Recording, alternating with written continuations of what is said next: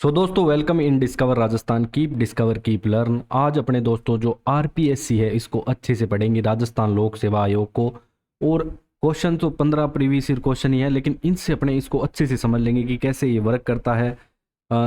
इसके सदस्य कितने होते हैं, अनुच्छेद कौन सा है, क्या इसकी हिस्ट्री है, सारी जानेंगे दोस्तों। अगर अपने बात करें ना तो लोक सेवा आयोग की, तो इसकी सिफारिश सबसे पहले एक ली आयोग आता है 1924 में, ली कमीशन। इसने की थी, पहले ही सिफारिश कर दी थी। इसके तहत है ना, फिर जोधपुर में 1939 में, जयपुर में 40 में और बीकानेर में 46 में बन भी गए थे लोक सेवा आयोग। अपना कार्य करना प्रारंभ भी कर दिया था। लेकिन बाद में दोस्तों जब एकीकरण हुआ राजस्थान का, तो बाद में फिर 1949 वाला अध्यादेश आया, उसको समझेंगे। पहले अपने चलते हैं question wise, step to step चलेंगे, जैसे आपको समझने में कोई दिक्कत नहीं हो। देखो, राजस्थान गठन की प्रक्रिया के समय लोक सेवा आयोग जैसी संस्था किन किन रियासतों में विद्यमान थी। तो पहला प्रश्न आपका आता है कि किन किन रियासतों में ये विद्यमान थी। तो इसमें दोस्तों बात करें अपने तो जयपुर में भी थी, जोधपुर में भी थी और बीकानेर में भी थी। तो उपर्युक्त सभी इसका करेक्ट आंसर आ जाएगा, उपर्युक्त सभी दे। अब इसमें दोस्तों क्या होगा, देखो ये लोक सेवा आयोग की स्थापना के लिए जो सिफारिश है या कमीशन कौन सा आता है सबसे पहले, आगे मैंने ये क्वेश्चन भी लिया है, तो ली आयोग आता है, ली आयोग, जो कि 1924 में सिफारिश करता है। ठीक है। और जयपुर में दोस्तों कब कार्य, जोधपुर में 1939 में सबसे पहले यहाँ पे। फिर बात करें दोस्तों जयपुर में तो 1940 में, और बीकानेर में 1946 में ये कार्य करना प्रारंभ कर देता है। फिर अपने चलते हैं क्वेश्चन नंबर 2 पे कि राजस्थान लोक सेवा आयोग की स्थापना का आधार बेस किसे माना जाता है दोस्तों। तो यही पूछा गया है, ली आयोग को माना जाता है। इसने ही कहा था कि जो लोक सेवा आयोग है उसको बनाओ। ठीक है। फिर दोस्तों अगर बात करें तो ये अध्यादेश लाते हैं 20 अगस्त 1949 को। इसके बारे में भी आगे पढ़ेंगे। देखो, राजस्थान के तत्कालीन राज प्रमुख द्वारा, ये द्वारा लिखा हुआ है, इसको थोड़ा सा टाइपिंग में कर लेना जहाँ भी द्वारा लिखा हुआ है। लोक सेवा आयोग की स्थापना हेतु अपना 29वां नहीं है, ये 28वां है दोस्तों। 28वां अध्यादेश यहाँ पे कब लाया गया, तो ये भी आपके पूछा गया है। प्रभाव में कब आया ये भी बताऊंगा। तो ये लाया कब गया, पहले आपसे ये पूछा गया है कि ये जो अध्यादेश है कब लाया जाता है। तो ये दोस्तों 16 अगस्त 1949 को लाया जाता है। तो ध्यान रखना, 16 अगस्त 1949 को लाया जाता है, मोस्ट इम्पोर्टेंट है। और यहाँ पे दोस्तों राजपत्र में इसकी दिनांक आपको 20 अगस्त में मिल जाएगी। अब एक ये ध्यान रखना, तो ये क्या है, राजपत्र में है तो मतलब इसका अध्यादेश जारी अब होता है। अब ये लाया गया और जारी हुआ, इन शब्दों को थोड़ा ध्यान रखना, कब लाया गया। अब 20 अगस्त का मतलब क्या है कि अध्यादेश क्या हुआ, जारी हुआ या राजपत्र में प्रकाशित हुआ, अध्यादेश जारी। तो जारी कब होता है, ये 20 अगस्त 1949 को, मतलब ये राजपत्र में प्रकाशित कर दिया जाता है। ठीक है। तो ये सारी चीज़ें आप समझ गए होंगे कि ली आयोग ने सिफारिश की थी और इसके तहत जयपुर जोधपुर में बन भी चुके थे, बीकानेर में, और कार्य भी प्रारंभ हो गया था, वो ध्यान रखना है। और स्थापना के लिए जो अध्यादेश लाया गया वो डेट याद रखोगे। ठीक है। अब दोस्तों ये दोस्तों प्रकाशन इसका हुआ नोटिफिकेशन, तो वो 22 दिसंबर 1949, तो स्थापना तभी मानी जाती है। तो राजस्थान लोक सेवा आयोग विधिवत रूप से अस्तित्व में कब आया, या कह सकते हैं कि दोस्तों इसकी स्थापना कब हुई, तो 22 दिसंबर 1949 ही करके आना है आपको। आप देखोगे ना तो आरपीएससी अपना स्थापना दिवस हमेशा 22 दिसंबर 1949 को ही बनाता है। अब आपको कमेंट में ये बताना है, देखो क्वेश्चन इंपॉर्टेंट है। क्यों इंपॉर्टेंट है, क्योंकि आ चुका है अब 22 दिसंबर 2024 को आरपीएससी अपना कौन से नंबर का मतलब स्थापना दिवस बनाएगा, आराम से बता सकते हो क्योंकि आपके सामने है डेट तो स्थापना वाली। तो 22 दिसंबर 1949। अब भारत के संविधान के किस अनुच्छेद के तहत संघ व राज्य क्षेत्र के लिए लोक सेवा आयोग का प्रावधान है। अब ली ने यूपीएससी बारे में बात कही थी, तो किस में है, तो संविधान के 14वें भाग में आता है दोस्तों। अनुच्छेद अगर इससे संबंधित पूरा बताऊं तो 315 से 323 राज्य लोक सेवा आयोग के गठन, कार्य, शक्तियां, सदस्यों की नियुक्तियां, बर्खास्तगी इसमें आते हैं। अब आपसे पूछा गया है कि संघ व राज्य क्षेत्र के लिए लोक सेवा आयोग होगा, ये किस अनुच्छेद में है? तो ये 315(1) में। तो अपने को दो अनुच्छेद 315 है ना, वो याद रखना है, वो इंपॉर्टेंट है। अब ये 315(2) क्यों लिखा है मैंने? ये इसलिए कि 2 या 2 से अधिक राज्यों के लिए लोक सेवा आयोग का प्रावधान। तो ये बात ज़्यादा इंपॉर्टेंट हो जाती है एक वाले से, कि 2 या 2 से अधिक राज्यों के लिए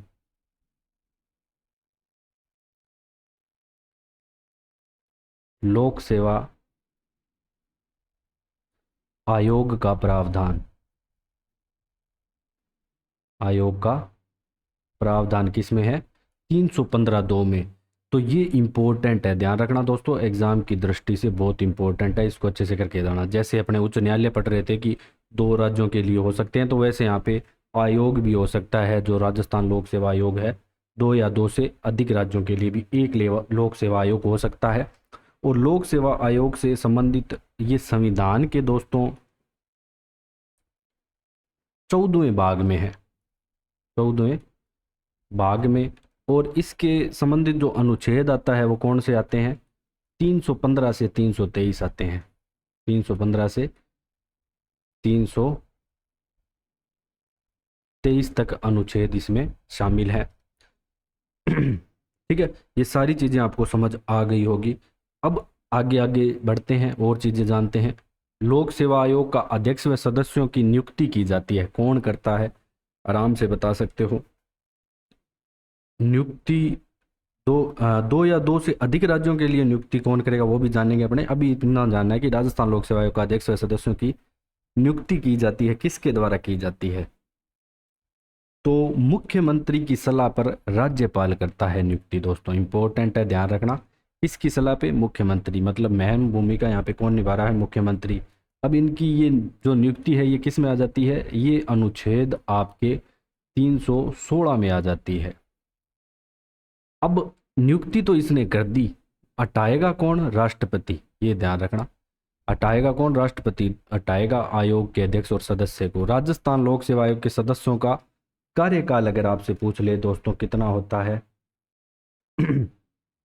राजस्थान लोक सेवा आयोग के सदस्यों का कार्यकाल आराम से बता सकते हो आप दोस्तों, 6 वर्ष या 62 वर्ष की आयु दोनों में से जो भी पहले समाप्त होगा। 6 वर्ष 62, 6-62 याद रखना है दोस्तों, इसके लिए आपको 662। ठीक है। देखो इसमें एक चीज और आती है आपके कार्यकाल में।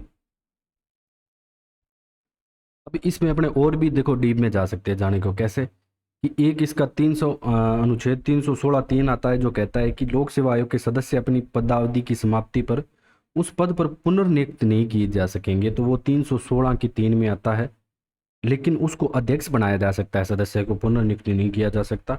इसके अलावा दोस्तों आपके 316 है ना, उसमें ये भी आ जाएगा कि राज्यपाल को वो संबोधित करके अपना पद त्याग भी कर सकता है स्वविवेक से, लेकिन हटाया राष्ट्रपति के द्वारा ही जाएगा। तो इन सभी चीज़ों को ध्यान में रखना है। यदि राजस्थान लोक सेवा आयोग के अध्यक्ष अपने पद से मुक्त होना चाहे तो वह अपना त्याग पत्र किसे संबोधित करेगा? अभी बताया मैंने आपको, राज्यपाल को दोस्तों अपना त्याग पत्र संबोधित करेगा। और ये किस में आएगा? अनुच्छेद 316 में ही आएगा ये भी आपके। अब राज्य लोक सेवा आयोग के अध्यक्ष व सदस्यों को हटाए जाने की शक्ति दोस्तों राष्ट्रपति के पास है, ये ध्यान रखना। किसके पास है? राष्ट्रपति के पास। अनुच्छेद 317 आता है, अनुच्छेद कौन सा आता है? 317। यहाँ पे क्या है कि कदाचार सिद्ध होने पर इसको हटाया जा सकता है। फिर बात करेंगे दोस्तों क्वेश्चन नंबर 10 की, कि भारतीय संविधान के किस अनुच्छेद के तहत लोक सेवा आयोग अपनी रिपोर्ट प्रतिवेदन राज्यपाल को सौंपते हैं? पूरा रिपोर्ट सौंपते हैं हर चीज़ को, ठीक है, बताते हैं। तो ये अनुच्छेद 323 आता है, ये भी इम्पोर्टेंट है दोस्तों। अनुच्छेद कौन सा आता है? 323 आता है। तो इसमें क्या है कि जो भी पद क्रियाकलाप इन्होंने किए हैं, भर्ती, पदोन्नति की है, वरिष्ठता के आधार पर जो भी सारी चीज़ें यहाँ पे राज्यपाल को रिपोर्ट प्रस्तुत की जाती है, बस इतना याद रखना है। अब दोस्तों चलते हैं क्वेश्चन नंबर 11 पे। अभी इसका पहले ही लगा हुआ है टिक थोड़ा सा। राजस्थान लोक सेवा आयोग के अध्यक्ष व सदस्यों की संख्या क्रमशः क्या है, कि अध्यक्ष कितने होते हैं और इसमें सदस्य कितने होते हैं। तो बिल्कुल इजी सा है, ये तो सभी को पता होगा। ठीक है, जो आरपीएससी के अध्यक्ष व सदस्यों की संख्या है तो 1 प्लस दोस्तों 7 आ जाएगी। ठीक है, और ये 1 प्लस 7 की जगह कुल 8 भी आ सकता है। एक अध्यक्ष हो गया और 7 सदस्य, टोटल भी आपसे पूछ सकता है। ठीक है, टोटल भी यहाँ पे एग्जाम में आपके आ सकता है, तो अपने को हर चीज़ को ध्यान में रखते हुए चलना है। फिर बात करें दोस्तों, लोक सेवा आयोग के प्रथम अध्यक्ष कौन थे। अगर आपसे पूछे कि प्रथम अध्यक्ष कौन आते हैं तो S.K. घोष आते हैं। तो इम्पोर्टेंट है। अब आप कमेंट में ये भी बताओ कि वर्तमान अध्यक्ष कौन है, आसान सा ही है ये तो। अब क्वेश्चन नंबर 13 की बात करें कि 1956 में राज्य पुनर्गठन के बाद कौन सी समिति की सिफारिश पर राजस्थान लोक सेवा आयोग को अजमेर, पहले जयपुर था, अजमेर से स्थानांतरित कर दिया गया। तो समिति एक ही आती है दोस्तों। ऑफिस इसका वर्तमान में अजमेर में घूघरा घाटी में है। सत्यनारायण राव समिति आती है, ध्यान रखना, सत्यनारायण राव समिति। फिर नेक्स्ट क्वेश्चन भी आपका इंपॉर्टेंट है, 2 या 2 से अधिक राज्यों के लिए संयुक्त लोक सेवा आयोग के अध्यक्ष की नियुक्ति कौन करेगा। देखो हमने क्या पढ़ा, ध्यान रखना अच्छे से। अपने इतनी देर पढ़ रहे थे कि अध्यक्ष की नियुक्ति राज्यपाल कर रहा है, लेकिन अगर अध्यक्ष 2 या 2 से अधिक राज्यों के लिए संयुक्त लोक सेवा आयोग है तो यहाँ पे राष्ट्रपति यहाँ पे अध्यक्ष की नियुक्ति करेगा, ना राज्यपाल करेगा। तो ये चीज़ यहाँ पे इंपॉर्टेंट हो जाती है, इंपॉर्टेंट क्वेश्चन है, इसको इंपॉर्टेंट कर लेना। फिर बात करें क्वेश्चन नंबर 15 की, निम्न में से किस मामले में राज्य लोक सेवा आयोग से परामर्श नहीं लिया जा सकता। भर्ती, अब यहाँ पे लिखा हुआ है आपके भर्ती की पद्धति पर, ये पद्धति लिखा हुआ है। सिविल सेवा नियुक्ति के अनुसरण किए जाने पर, सिविल सेवाओं में प्रोन्नति एवं एक सेवा से दूसरी सेवा में अंतरण के लिए अनुसरण किए जाने वाले सिद्धांतों पर, सिविल सेवाओं के जो ट्रांसफ़र वगैरह पे है ना, इसका कोई काम नहीं होता। ये आरएएस में आपके क्वेश्चन आ चुका है, इंपॉर्टेंट क्वेश्चन है।